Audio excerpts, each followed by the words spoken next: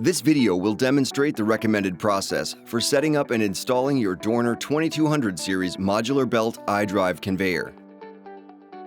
Upon receiving your Dorner conveyor, unpack all items and make sure all required parts are included. The required tools for installation include a set of metric Allen wrenches, a torque wrench, and a straight edge. The recommended installation sequence for the 2200 series modular belt conveyor is as follows. Assemble the conveyor frame if required. Attach mounting brackets to the conveyor frame and stands. Install the belt if required. Attach guides and accessories. No assembly is required for conveyors up to 10 feet long. For longer conveyors, refer to the manual for instructions. If needed, place temporary support stands at both ends of the conveyor. Locate the mounting brackets. Insert the T-bars into the conveyor side slots, ensuring they're engaged properly. Fasten the bracket to the conveyor with the mounting screws and repeat at all bracket locations.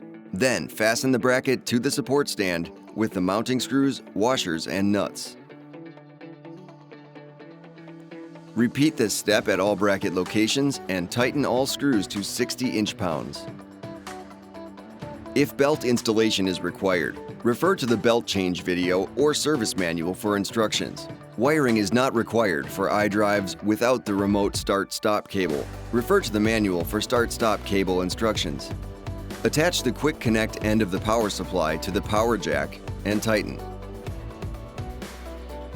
Select the correct conveyor running direction using the directional switch. Select the conveyor speed with the speed control knob. For iDrive conveyors that can be reversed, do not reverse the motor direction while the conveyor is running. Make sure the motor is stopped before reversing.